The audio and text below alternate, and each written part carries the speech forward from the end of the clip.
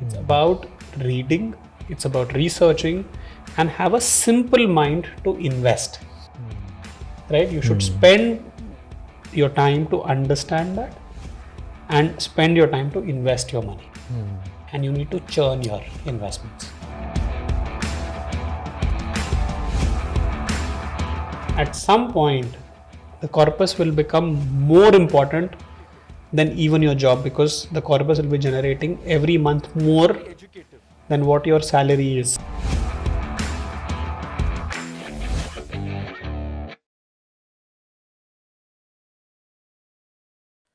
Hi. So in today's episode, we have Rahul Aggarwal. We had Rahul Aggarwal. We demystified his career trajectory in the last episode, and today we would be talking about that when India becomes 40 trillion economy, and we would demystify that and we'll deep dive. So hi Rahul, how are you? I am very well. We had like a great response on the last episode. So let's start with that. You mentioned about 40 trillion economy, about like India would be becoming 40 trillion economy. So what are your thoughts about that? No, I'm very, very positive about India going to become 40 trillion economy, and even larger than that, in fact. So, there's a great opportunity in front of us, uh, to get our glory back, as we used to say. India was Sone ki chidiya. So that opportunity has come back to us. The idea is to remain on track, uh, to not do and learn from mistakes of others. I think that's a big thing which India will have to think about and deliver accordingly. Okay. So you know So let's deep dive into like how does this number comes in, and what are the factors that we are thinking about, and let's deep dive into them. Sure, thanks. Yeah. So there are three things for India, which I believe are most relevant, and are also the investment thesis.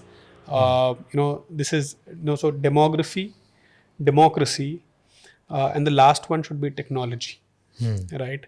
And through these three things, I want to generate one more D, which is dividend, right? Yeah. So DDTD is what I think has great power for India, if I really think about it.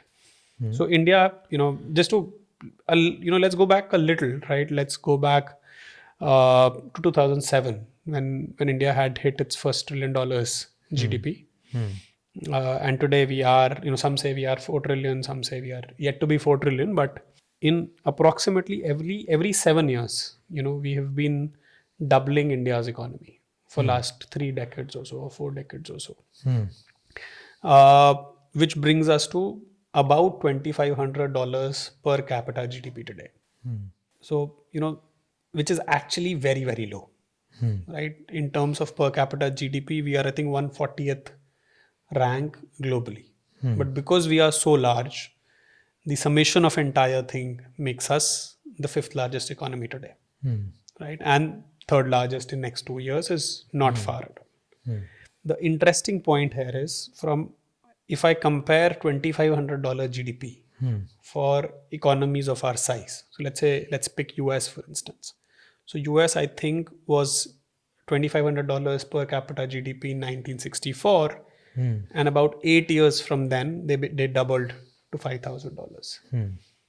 Korea and China, on the other hand, they took about 4 years to double from there, right?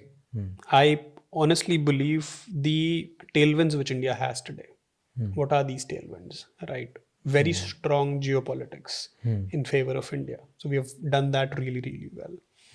The changing economic order, right? So I think energy economics, which is today in favor of India, right? So the entire current account deficit problem which India has been facing for last 50, 70 years, since oil became mainstream, seems like that's going to get over. So that's actually coming in India's favor in a big way. In fact, I believe there is a very solid chance for India to become current account positive in next 4 to 5 years. So 2030, I can see India's exports to be more than India's imports because of the energy mismatch which is Energy going on. mismatch. Okay. So you mentioned about current account deficits, and the first thing you mentioned about energy economics, and the other thing you mentioned about was the new world order.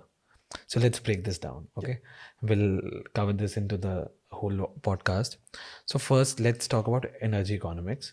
So how do you see that? You also mentioned that the current account positive would be the major like contributor would be the energy economics. So let's break that down and let's see that how the energy like exports would increase in next like decades and so. And let's talk about that. Yeah. So let me change it slightly. So let me give you one data point to start with. Okay.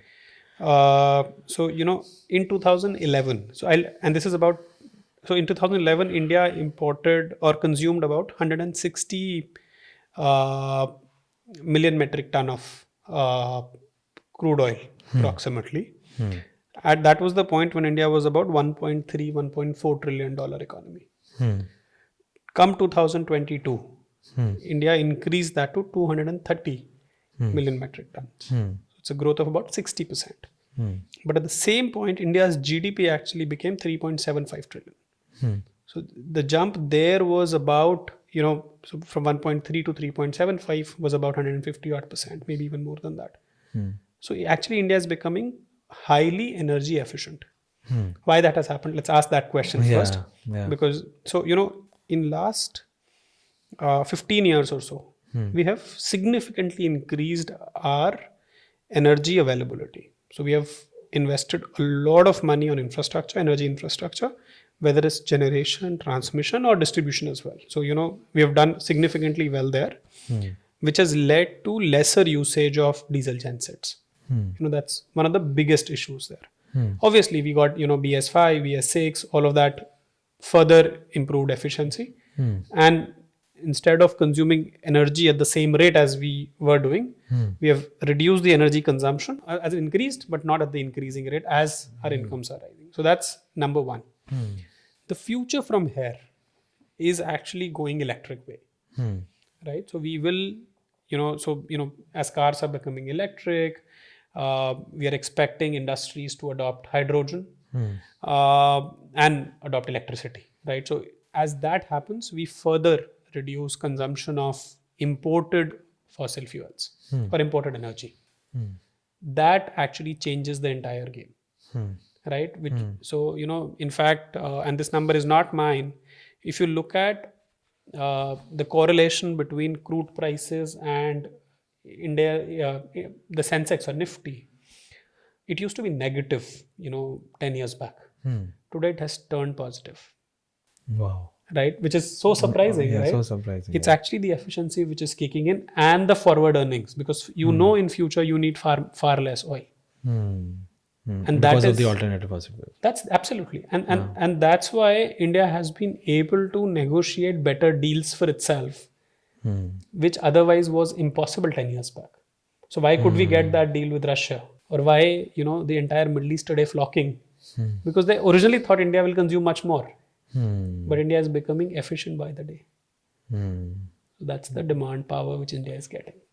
And there's one more thing, there's like the India comes in the torrid zone, which is the natural kind of, I would say, the feature that India has. Correct. That's also one of the major reason why India would be able to export.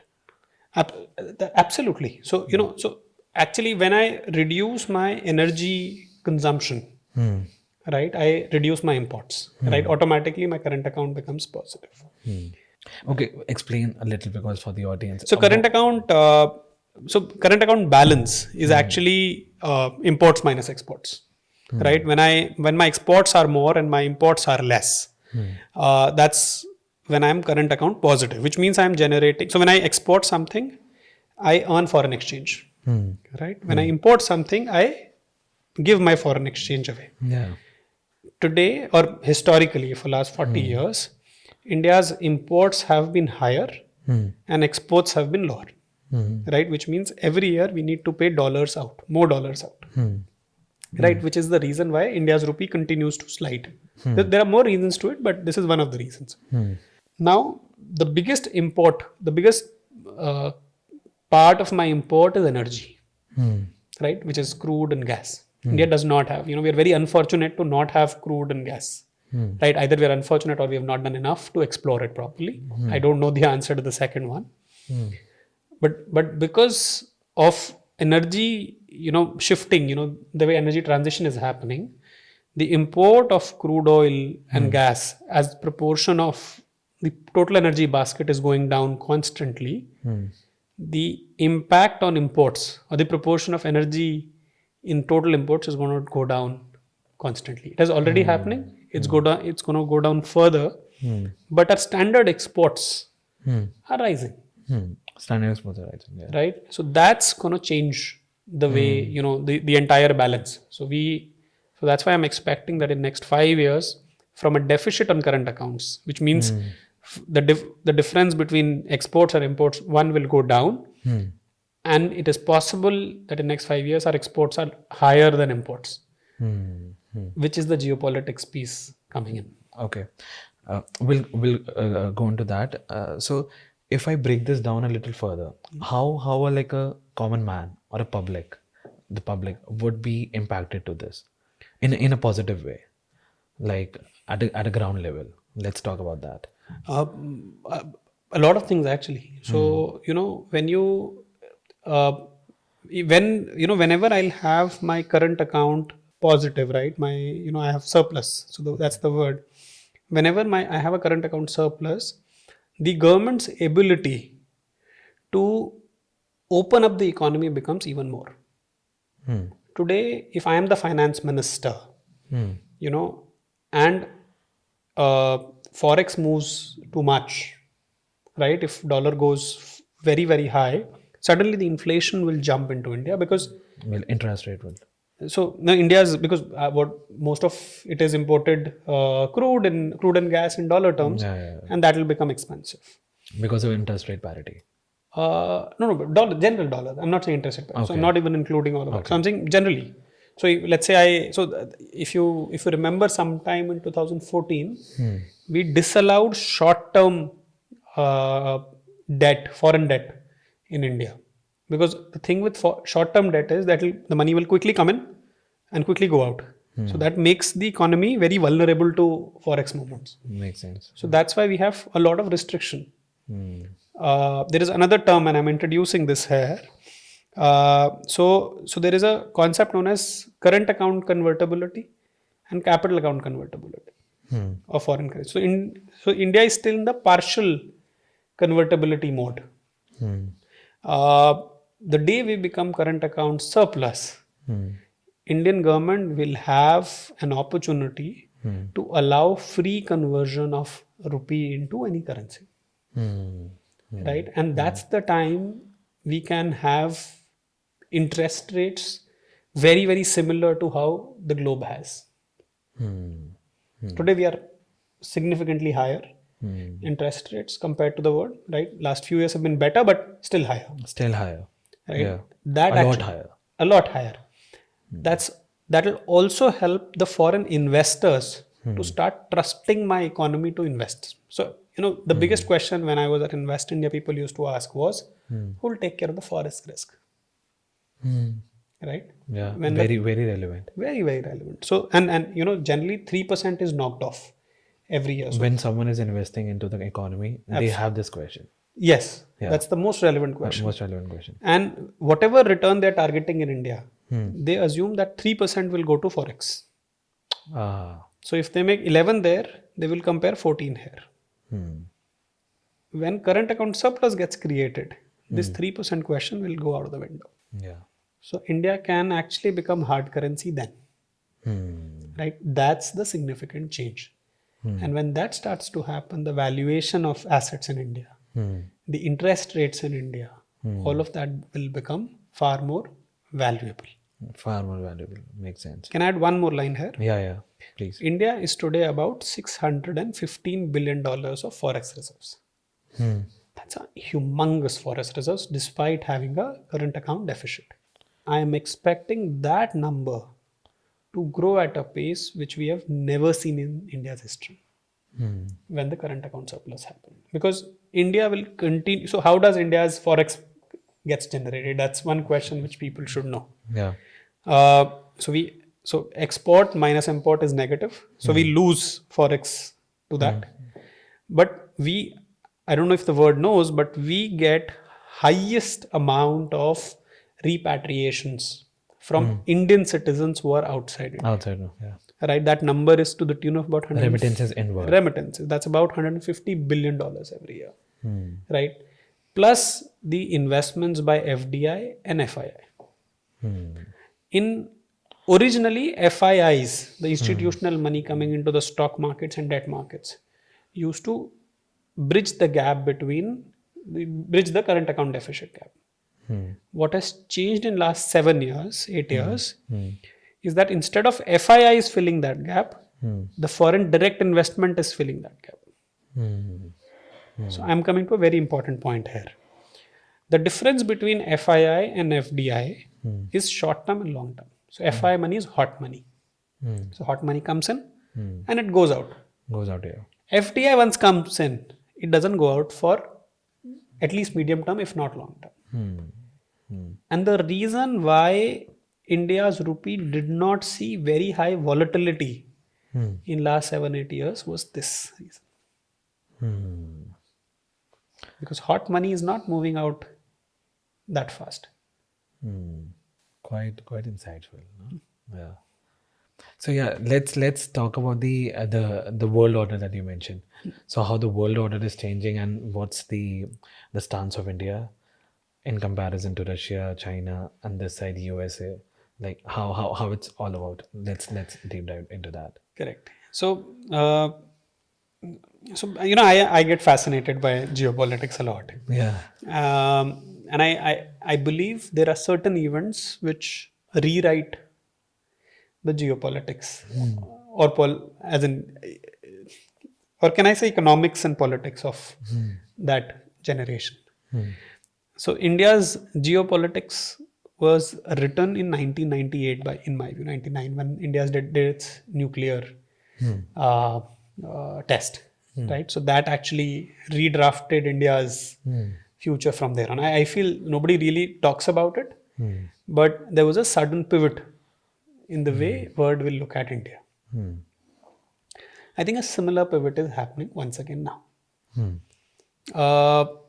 So what happened in China actually, or what's happening in China in last 3-4 years, or COVID probably, that allowed a big part of the world to relook at, where they should manufacture, where they should have their investments, and how you need to look at various countries, right? And that is going in India's favor in a big way. So that's number one. The second line, which I'm going to say now, is more of a, is how I see, India's, unfolding into the next time. So it may sound a little funny, but, when US wanted to grow out of its $20,000 per capita GDP, then some great economist would have thought that let's push out these low quality jobs out of their economy to somewhere else. That's what would have happened in 80s. So, these great economists said, okay, somehow Indians were a British colony, a lot of people, we can send our call center, IT jobs there. And China, because it was not ready for, that kind of a language revolution then, let's send our manufacturing there. Two separate pivots happened, and that actually happened exactly like that. Come 2010, both these two stories or two industries in both these countries became very, very large. However, the size of the Indian companies, the Indian IT companies, in my view, remained like a trustworthy partner to their counterparts in US and Europe. They did not start to compete in their domains. What do I mean by that? So could a Infosys or a TCS have created a Microsoft, a Word? It's very simple, right? They could have done it. They could have created a Excel.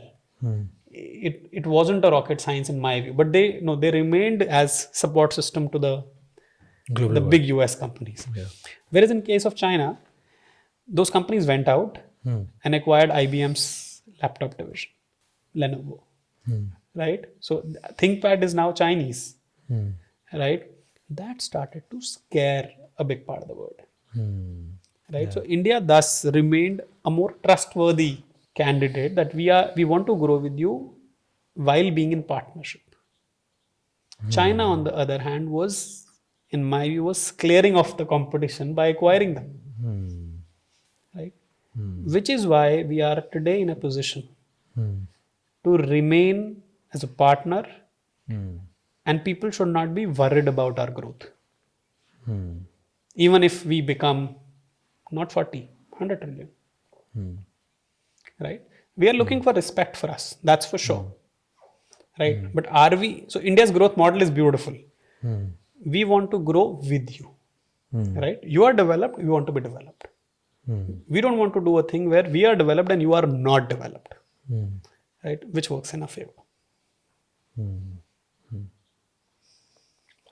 So yeah, so let's like it was a very good like a kind of a background context setting to the new world order, but let's talk about say how is currently India placed in the new world order. Like say if there are investments coming in next few years, would that investment be like overpowered in India or vis-a-vis China? And say another we talk about the climate thing again. So let's talk about that. Sure. Yeah, and I think I missed to answer that one. Yeah. See, 20% of global growth is going to come from India. Now, a lot of people have said it. So what we have shown in last 7-8 years is an intention to attract capital from everyone, right? We've been very, very neutral about things, though taking right stances at right moments, right? Let me share you a very interesting discussion also. I'll not name who I was talking to, but this is one of the most relevant guys from Singapore who was part of a committee for geopolitics of that region. So this happened when the entire India buying Russian oil was happening. Okay. This guy, he was actually like few months ago. a few months ago, Yeah. about a year ago actually. It was peak almost February. Last February it started, so it's about exactly a year ago. Yeah. So I was telling him that while a lot of this blame on India is happening, that India is buying Russian oil, but if India wouldn't have bought Russian oil would have been $250. Now the brunt of that India would have been burnt for sure. But whether the developed world would not have been burnt can also be imagined. If crude at 100 could pain them so much as it has, right? What would have happened if it would have turned 250? Right? The energy prices in Europe have been humongously high, and I think most middle class have lost any capability to save in Europe. Yeah. In fact, when I was in London in February, I got to know that per unit of charging your car on a electric car on a public charging station cost you 63-64 pence. Yeah. Which is almost 67-68 rupees per unit as compared to India. It is actually expensive to drive an electric vehicle compared to ICE vehicle, even in UK. Right? So was the word ready to pay 120 also? I'm not sure. Right? So there is a good realization in the word that the way we leaned on that was a good strategy. Now coming and talking about the relationships right now. See, I think when you're becoming large, right, no one wants to be in your bad books because you are seen as a great market. And India does not interfere too much with companies to become a market. So India is allowing companies to become India to become their market. Right? With that kind of leaning, Word wants to come and set up a shop here. right? Though we are nudging, we are telling them, no, you have to manufacture here. No, you have to follow our regulations. You have to give us products which we want. Don't give us products which you want to sell, right? So we are actually doing all of that. But because of that, people want to have good relationships with that. That's one. The second thing is today, and we are in a very, very strategic position. So, the Andaman and Nicobar development, which you are now talking about, which unfortunately never, was taken up by any government in the history, suddenly changes the entire geopolitics of Indian Ocean, because we get and we are getting all the three forces on the Great Nicobar Island, great infrastructure. We'll have, we can have oil and gas storage there. We can have huge tourism there. So what probably Singapore is doing, we can do 5x of that in Great Nicobar. So that's changing. And when you control that kind of region, you suddenly become very, very important. So the West cannot, and today West does not have great relationships with China. Yeah. Naturally so as well, because now they're fighting for the Post-COVID same also, pie. like Post-COVID. And it was actually happening before as well. But so they are actually trying to counter China. If they go against India the way they used to go against India, they lose Asia, in my view. Today, India plus China is 3 billion people, and total current GDP of about 20 odd trillion, 25, 20, 22, 23 trillion. And in next 10 years, that's going to be combined of that 50 trillion. will be larger than combined of US and Europe. Yeah. Right now, the world has to decide, and that's why they don't want obviously India and China to get together, right? And see, honestly, in my view, and this may be very, very aggressive to say, Russia, China, India together is a beautiful story, right? Russia is resources, China and India is consumption, plus manufacturing, plus technology, Yeah. plus manpower and IT, right? You're just putting all of that resources together. Can they operate on their own? Yes, they can operate on their own. Does the world want that? No. And then de-dollarization. And then de-dollarization, right? Those are the stories which. So those are the things. See, obviously, the way India has leaned in last few years, it's a misfit in some organizations, and BRICS being one, Yeah. right? BRICS being one, yeah. Yeah. But I think we've fairly balanced with good relationships in certain pockets. So that's playing, and ideally, I believe the confusion should remain for next 7-8 years for people to make decisions. But India can leverage that. India must leverage it. So India must leverage it and improve its relationships further. And the other thing you talked about, like you mentioned about TDD. So the third was dividend. Let's talk about dividend. Yep. So, I'm actually very, very passionate about the concept of yield. Okay. Let's first explain. So yield is actually, so there are a lot of, so the word you would have heard about, right? Yield is what's coming out, right? In financial terms. There's an input and there's an output. So yield is output. Yield is the output, right? And in financial terms, yield is the cash output, which is coming out of a investment. I think yield in India is massively underrated. Right? Today, all the capital which is gotten invested in India is coming in from large pensions. Okay. Right? A huge number of Canadian pensions have invested into India. They're in all the investments they're making in India, they invest for a certain yield and certain upside. Right? But yield is more important. So pension fund, I think I said that last time as well. They collect people's money, invest for certain number of years. So let's say if I am today, or let's pick your age, you're 27, right? 26, or not, let's not even get into the age, whatever it is. So you invest for 30 years, right? So that money which is getting collected in a pool for 30 years gets invested somewhere. And then, that money is repaid to you in form of pension monthly, right? So that you can meet your... After 30 years. After 30, when you turn 60. Yeah. Right? For countries which are already 50 plus, there are more retirees than number of contributors. Right? So what these guys are doing? Like Canadians and... Canadians, like Japanese, most of the developed world. Yeah. Even China is not far from there. So they they invest in an economy which can give them regular yield. So what they know for a fact, in fact, in 2015, the annual report of Canada Pension Plan Board in 2015 said that 85% of that pension fund will be invested outside of Canada. Yeah. Right? Yeah. Unfortunately, all India's money is invested in India. Indian pension funds only invest in India. That we can speak about later. So they invest in countries like India to generate that yield. They take the yield back to their country and distribute among their pensioners. Okay. Right? Now imagine this.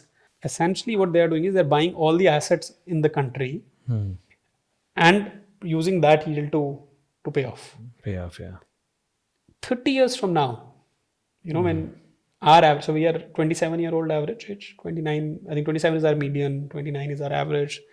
30 years from now, these guys will need to generate that monthly payment.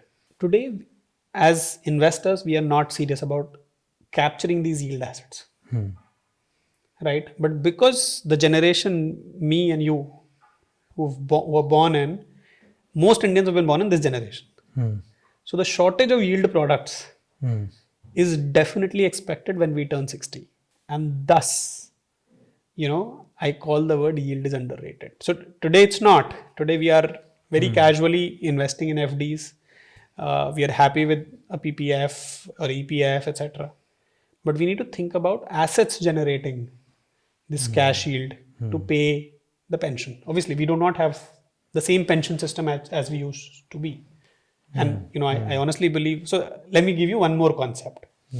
And this fight about NPS and the old pension system. So new pension system and old pension system.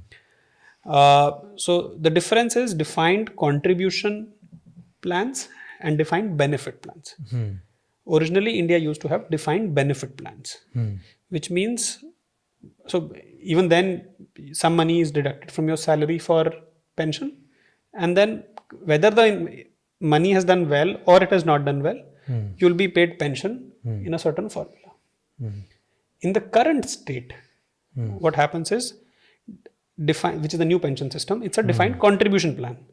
So you define the contribution, then you pool the contribution of various people and invest in the markets. Now that can be any market, and the returns of that and the principal of that is repaid as pension to you. The problem with defined benefit pension plans around the world, and I'm not saying only in India, around the world, is that, and I've not done the numbers, but I think over 90% of them are bankrupt.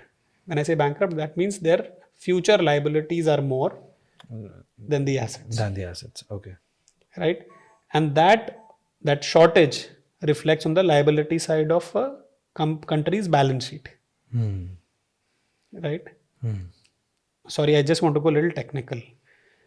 When we studied economics for the first time in our class 9th, so the first time economics was introduced to me was in class 9th. We were given a concept of sustainable economics, sustainable development. The concept was that the development should be such that the current generation should not be leaving liabilities on the future generation for the development today. Right? Yeah. So the old pension system or defined benefit pension plans is actually absolutely against the sustainable development concept. So the liability which gets created on the books will be not paid by the current generation, be paid by the future generation. We need to think about it. That's number one. Going back to the concept of yield. Sorry, maybe a little technical, but I just wanted to explain that. The current Indian, young, really need to think about the asset classes which give them regular income. It helps in two ways. One, when you start investing in regular yield products. So today, because interest rates in India are high,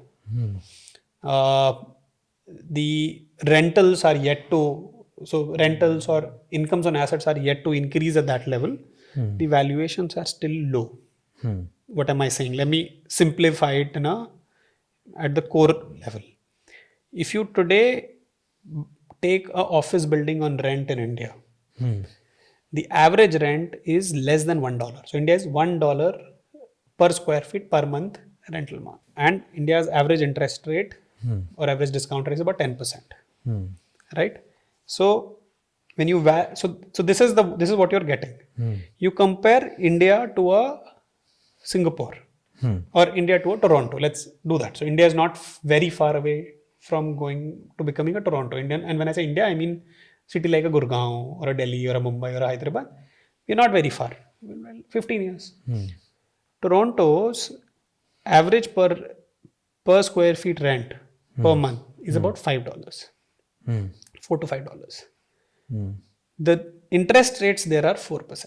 Now the valuation difference of the same building standing in Delhi and Toronto must be about 10 times.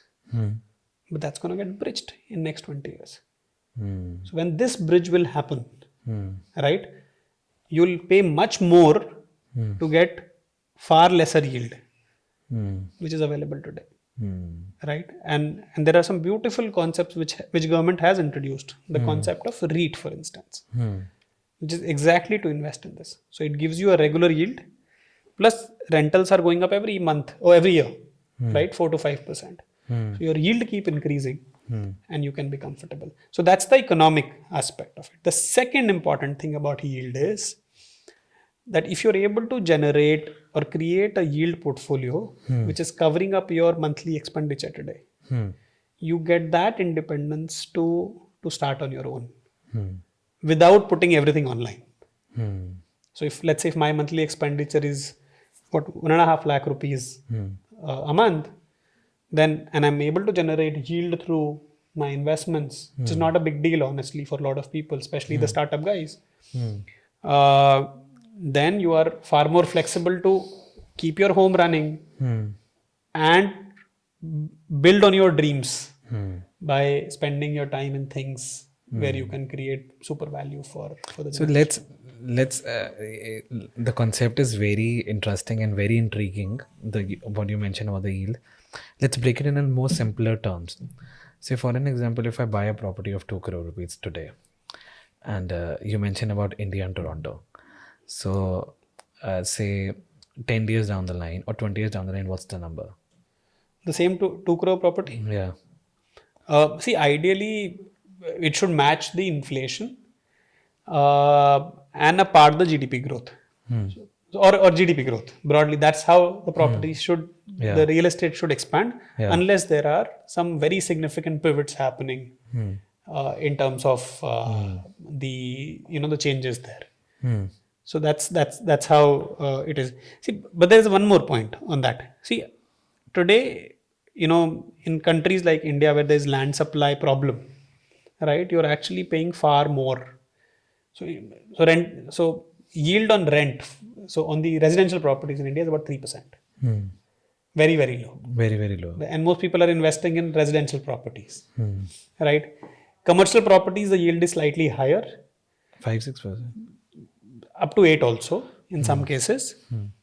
But I believe I cannot manage but managing commercial property is not easy.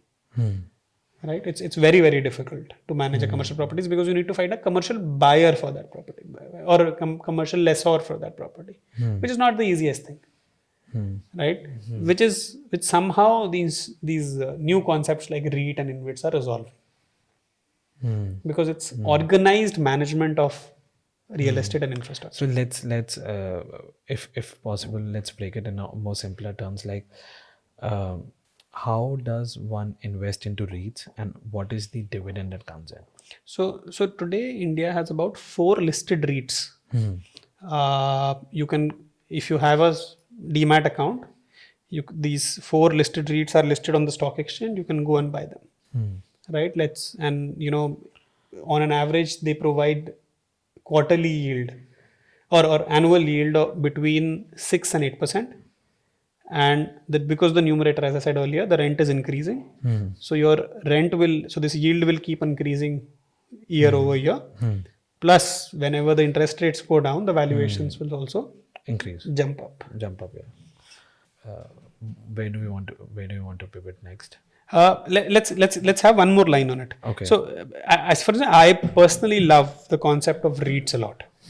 I think REITs is the only hybrid security. So when I say hybrid, so there's, so generally we understand investment options as equity and debt, but REIT and InvIT come somewhere in between. So it has elements of equity and elements of debt, but it's more closer to debt than equity.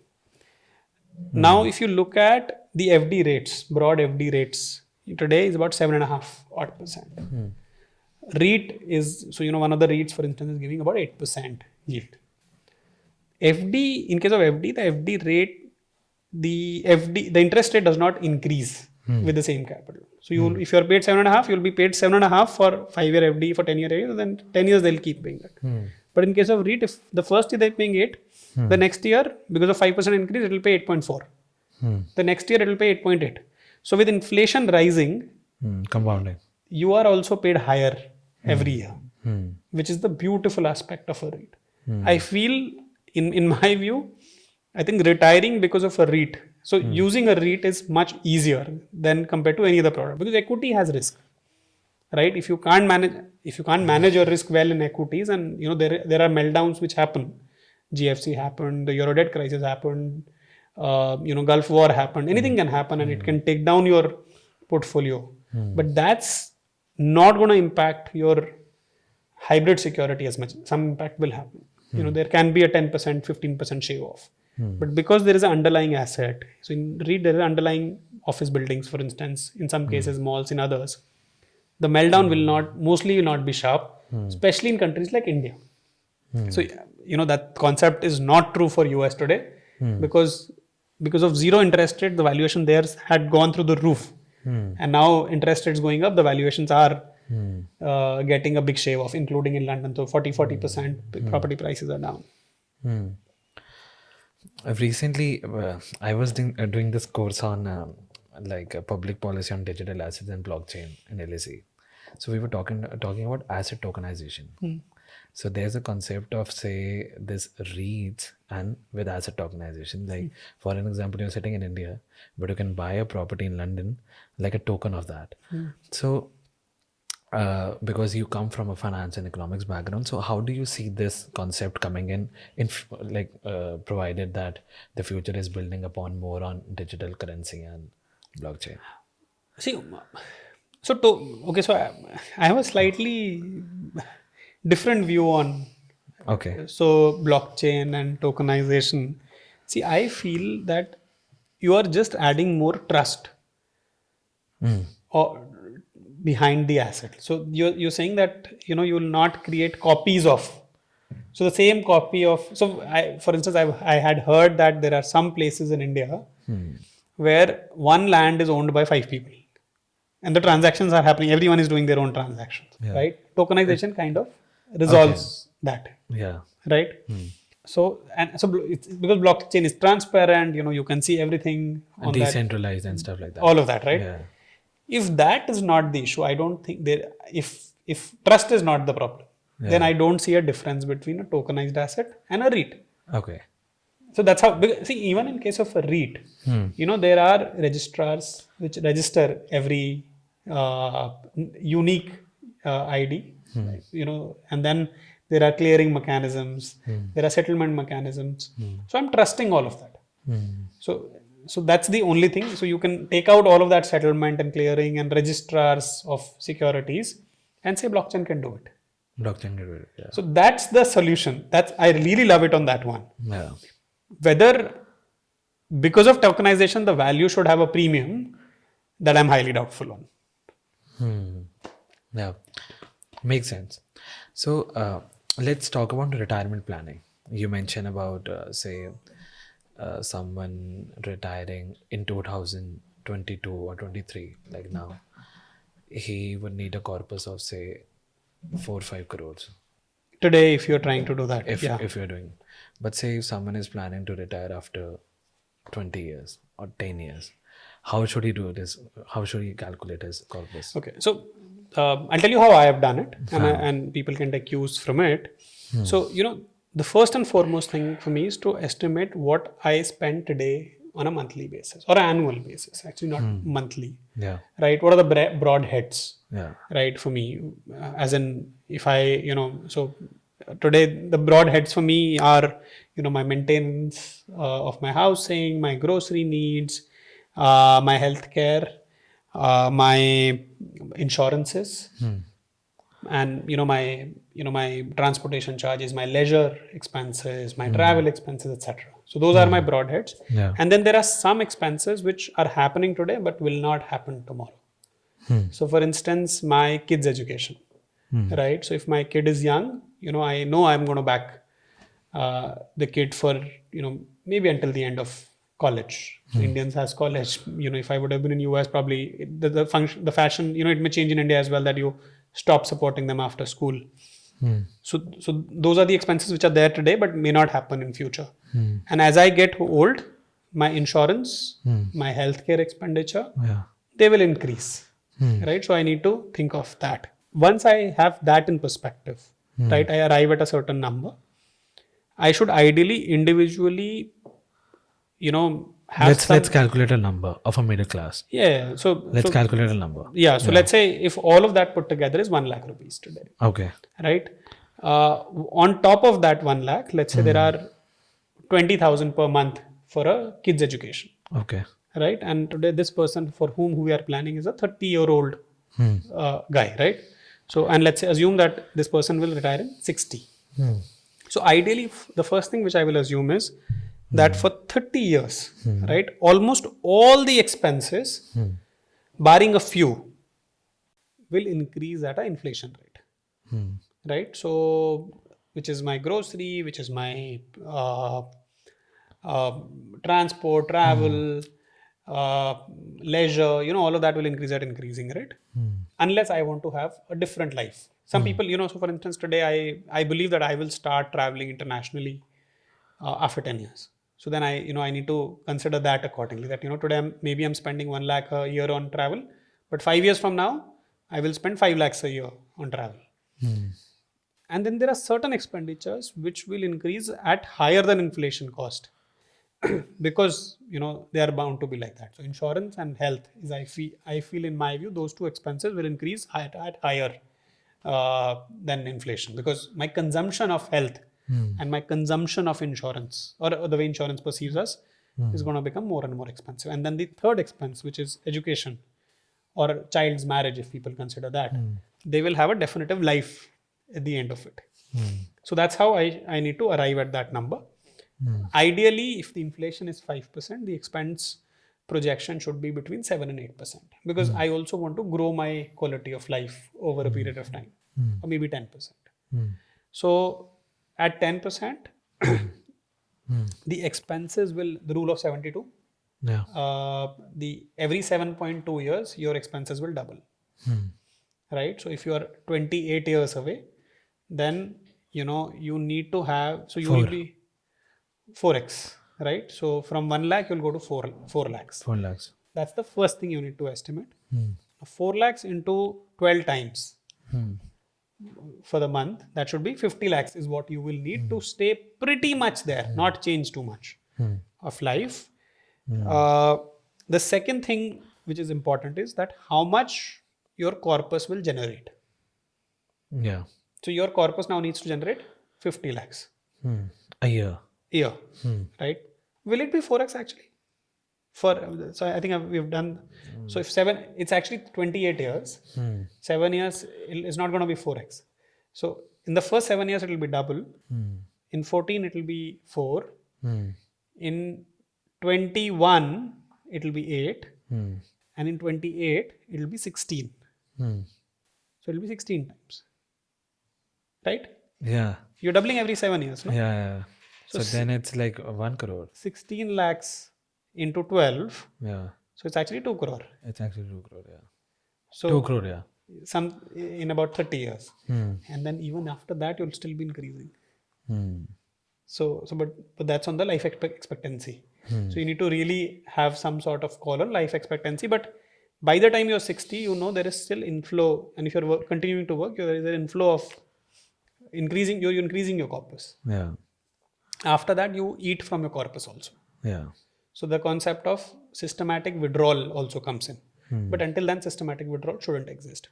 So if you need 2 crores, the second thing which you need is how much your assets will generate. If we So- take a discount rate of 10%. So discount is 10. See, but I need to say, look at the returns. Look at the returns here. Yeah. So let's first estimate how much I will need then, and then how much what we need to do today. We'll Like the come to future that. value and the present value. So so if I need 2 crores per annum, and I believe that at that time the average return from assets will be 5%. Okay. You are very safe. Yeah. No then. Then. Because today Switzerland, for instance, has 1% interest rate. It was negative actually. Okay. Right? So Makes Japan, sense. Makes Switzerland, these are matured economies, right? Yeah. US was also 0. Yeah. But assume 5, and 5 is a good number in my view. It's not safe. Yeah. Then you need 20x of 2 crore, 40 crores to retire at 60. There may be some calculation numbers because you don't have an Excel file, you've not done it, but people can do it on their own if this number is not right. Yeah. And then to achieve 40 crore then, right? 30 years today. So you need to now if I assume that I'm generating 12% per annum from here until 60 for 30 years, Yeah. then I need the discount rate of 12%. So I'll discount 40 crore at 12% for 30 years. And I'll arrive at today's number. Right? You can again run a rule of 72 and come back in the same manner. Same manner. Yeah. Can I say one more thing? Yeah. See, retirement planning is a lot about discipline. Right? See, what's changing in India's fabric, that we are moving away from being a saving economy to a consumption-based economy. Right? Going with so we are actually trying to copy the West a lot. Right? So while we are still going through a transition where you talk to a lot of people in London, Indians who are getting jobs in London or Singapore or New York, they don't want to go to London, Singapore, New York today because they know that $150,000 or a pound or a franc job does not allow them to make same savings in those cities as it allows. And we had that discussion. Yeah. We had this discussion. Does not allow them to have the same savings. But here also, the fabric is changing. Yeah. We are moving away from that high saving zone to high consumption. I mean, and it's actually more and more debt, expensive, luxury purchases and stuff like that. Correct. So a Starbucks every day does not pinch to a lot of people. Yeah. So we were talking about the discipline, like how can one plan his retirement. So we were coming back from the 40 crore number for like next 28 years at a discount rate of 12% today. If you're able to generate 12%. Yeah. That's the main, like you need to know finance and stuff to do that. Okay. Not necessarily, but yeah. So please share some like some kind of say I think 2-3 things that helped you. Sure. So I think see, in my view, investing has to be very simple. Right? Discipline is very, very important, right? What do I mean by discipline? I mean discipline in first saving. So saving is the most important thing. Unless you have a clear carve out from your income that you are going to set this aside for investments, it's not going to work out. And most of young, or many of the young who I know, are failing to have that discipline. So they're ready to buy an expensive phone, an expensive car, and forgetting how will they, where are they saving? So that's the first and foremost thing. Yeah. Now, once you've saved, it's very equally important to choose the right investment opportunities. Right? And that's the place where you need to start looking at the concept which a lot of people are now talking, risk reward. Right? And tenure of investment. So those two terms I really love. What do I mean by risk reward? I need to look at the return I am targeting and the risk I'm taking for it. Right? Markets are fairly inefficient today, that there are opportunities which are available to easily generate 11-12% for you without taking too much risk. Right? We need to decide whether we want to follow the herd or do our own research to find those opportunities. Let me give you a beautiful example. There is a company known as Power Finance Corporation. this company was giving a dividend yield of 13%. 13% dividend yield. It's a government-backed PSU. Okay. 13% dividend yield was given by this company 1 year back. Right? If people would have, A market risk premium of like 4-5%. Sorry? Market risk premium of like 4-5%. On the dividend only. Yeah. It was trading at a price earning multiple of 2.5, 3, and a dividend yield of 13%. Okay. When FD was giving 7.5%. Yeah. Right? And it was a no-brainer, right? Just put your FD money there, because 13% is getting generated. Plus, it's a government, backed company. So Yeah. the issues of solvency or bankruptcy did not exist, right? Such opportunity, and what happened from there was that the stock has jumped 5 times, right? So, but while that has gone up by 5 times, there are still opportunities. If not in the stock market, then some other market, right? But such things are always available. It's about reading, it's about researching, and have a simple mind to invest, right? You should spend your time to understand that, and spend your time to invest your money. And you need to churn your investments. Don't get stuck. Don't say, I don't have time. At some point, the corpus will become more important than even your job, because the corpus will be generating every month more than what your salary is. Yeah. Makes sense. And the early we start, the early we. Absolutely. Yeah. See, honestly, can I give one number here? If your corpus is actually 5%, 5 crore, Yeah. right, and you generate the difference between generating 12%, 10% and generating 15% Yeah. is 25 lakhs per annum, right, which is more than your monthly consumption. Yeah. That's 2 lakhs a month, right? Tax planning, I think that's another thing which people grossly miss, right? There are so many opportunities which the government has given today, right? It's a must that you use that, right? What does the government really want when they tell you that you need to invest for your ATC? Yeah. They are telling, please save and invest for long term, because you will need that money in future. If you're not using that, there's a problem. Health insurance, right? If you're in a 33% bracket and your annual health insurance cost is 30,000, effectively you're only paying 20,000, right? Please subscribe to your health insurance. Life insurance, same thing. Term insurance. Yeah. So it's very, very important that you consider it. Let me add one more thing. Term insurance. I think there's also, be careful on how much you are taking. These are costs. Term insurance is a cost. When you spend on term insurance, be right. Don't overdo, don't underdo. Right? It's very important to be right. And a lot of times, a lot of people suggest that you should buy term insurance which is 20 times your earnings. I beg to differ with that. I say, if you want to capture that 20 times, but it should be 20 times your spending and not your earning.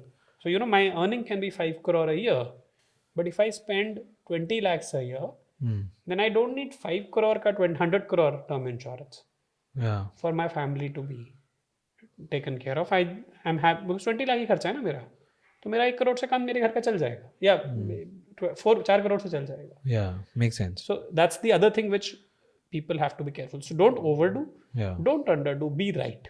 Makes sense. That's how I would suggest people to go about it. Yeah. And don't follow the herd. I strongly believe, don't take your kids to schools, which are super expensive and only is helping your social fabric and not the fabric of your kids' growth. Yeah. Right. So those are the other important things which we really need to care about. Coming to the last part of the podcast, you mentioned about that. So we talked about India going to 40 trillion and stuff like that, but there would be some risk also. Let's talk about that. No, absolutely. I think in fact, I consider 4 risks. So I used to say only 3, but now I'm considering the 4th one as well, where which India needs to really manage. Yeah. To sustain and become $40 or $100 trillion economy over next few decades.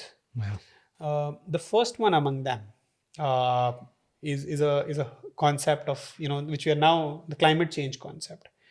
India is reliant on Himalayas, and recently UN Secretary General said that Himalayas are in grave danger, right? And honestly, we are all reliant on our rivers, Yeah. right? The the same when Secretary General said it, 250 million people are directly dependent on the Himalayan rivers, whether it's Pakistan or Bangladesh or even China, Nepal. We are all and India obviously dependent on the river. We need to really protect it. Just imagine if these rivers go away, what's going to happen? Why the Gangetic plains are the most populated plains? It's because of the Ganga. If there's no Ganga, what's happening? Yeah. And this risk is not only to them, it's for the globe, because India's is world's food basket. So the world needs to invest in preservation of Himalayas. It's very important for global investors to start investing in climate projects in India. And India needs to grow. We will not remain poor. Right? The world needs to think about whether India should grow with far less emissions Yeah. compared to the rest of the world, or it grows the way it grows and disturbs the thing. That's number one. The number two thing is energy. We are all talking about, I spoke about the 63 pence per unit of electricity in UK. See, Indian energy consumption, electricity consumption is growing by 6-7% per annum now, right? If the battery prices, and we are all estimating that to happen, and sodium ion batteries are now being spoken about. If the battery prices actually come down, India will suddenly adopt cars the way it happened in smartphones. Suddenly, that $10,000 rupee mark, when it broke for smartphones, everybody in India had your maid, your driver, your everyone, security guard. If his salary is 15,000, he's consuming that 15,000 rupees food. Yeah. Right? Suddenly, that thing is going to happen in cars also. Right? Which means that we are looking at a 15% electricity consumption growth. Yeah. भाई कैसे तो गाड़ी चलाओगे ना, बिजली डालोगे उसमें, बिजली है नहीं तो चलाओगे कैसे? So, and if there are blackouts happening in 2030, we will not be able to do what we are thinking we will do on manufacturing. Right? So we will again go back to diesel gensets, then the entire current account deficit issue will come back. Which means expand. Will renewables only solve that problem? Because that's intermittent power. Right? Do we need more storage? Do we need, or should we continue to build more fossil fuels capacity? I don't have the answer, but we need to be careful. That's the second risk, which I believe. The third one, in my view, is urbanization. So I think Indian growth has actually come from its cities. Delhi, Mumbai, Bangalore, Pune, Chennai. These are the cities which have really added. Honestly, today I don't see enough headroom in these cities to grow further from here. We know the Bangalore problem, right? Can you move around there? No. Delhi, can you really breathe out? You can't. Yeah. Right? Mumbai, major infrastructure problem. In my view, we are not doing enough to add new cities. We need to do something radically different, right? To change it, right? So, for instance, in Maharashtra, they're building a new secretariat or office in BKC. Sometimes I don't understand why. Why shouldn't the capitals of the states should decide? They should do radically different things. They should just say, okay, we'll not be in Mumbai anymore. We are going to a new city. We'll build a new city out of nothing and start investing there. Right? If we'll not start doing that, we will have a major problem of growing the way we've been growing. So that entire fabric is changing. Right? Yeah. And we need to create smaller, so we need to reduce the pressure on the same state. It doesn't help, right? Delhi banao, फिर Noida banao, फिर greater Noida banao, फिर greater Noida banao. That is not. Imagine the impact that you put on the air, impact on you put on the water, you put on the under the ground, just increasing. And the fourth one is politics. I feel frustrated opposition. So there are two things there, right? You actually need constructive opposition, right? Frustrated opposition create troubles in long term, in my view. Right? Because the idea of giving away more, right, has to go out, because it disturbs the process of sustainable development, number one. And and if we are not able to create a balance of power in general, then then I'm worried about volatility in situations. So we need to actually move towards mature politics. uh, and I'm and honestly, there's no reason to favor or not favor anyone, right? Politics, the way it's discussed in my house and your house, is it, and people are fighting, right? They're fighting on WhatsApp, they're fighting in their homes. The only discussion is politics. That does not help. The discussion should be development. The discussion should be right education, the right healthcare system, the right infrastructure, right? What we need to do, you know, really, for making and getting the right India, right? We have serious issues. We've done great, but do we have serious issues? Yes. Healthcare inflation in India is 14%. Nobody talks about it. Look at the education inflation. Nobody talks about it. Look at the pollution in Delhi. Everyone has failed us. And who's really the culprit? Us. I am a culprit. Because the middle class in India has decided not to go out and protest for it. Pollution is a problem. Yeah. Who's dying? Our kids. Right? So it needs to graduate. People need to start talking about problem which impacts everyone. Right? Religion may be in the mind, right? But development in general is very, very important. People need to give. So we need politicians who needs to present the idea of India. How will India be? It has to be clean, and that's why I think I like the last 10, 15, 20 years of India. We were getting better on infrastructure, we were getting better on cleanliness, we were getting better on connectivity. All of those things have happened. But who's giving me the idea of next 20 years? No one. Right? As, that's and I feel those are the four risks. Yeah. Sorry, a little passionate No, about no, that no. one. Yeah, no. It was great to have a conversation with you, Rahul, and like it was so insightful. We talked about future of India. We talked about a new world order, and all the best. And thank you so much to be on the show and Insights Cafe. And thank you so much. Thank you. Thank you Thanks a lot. Yeah.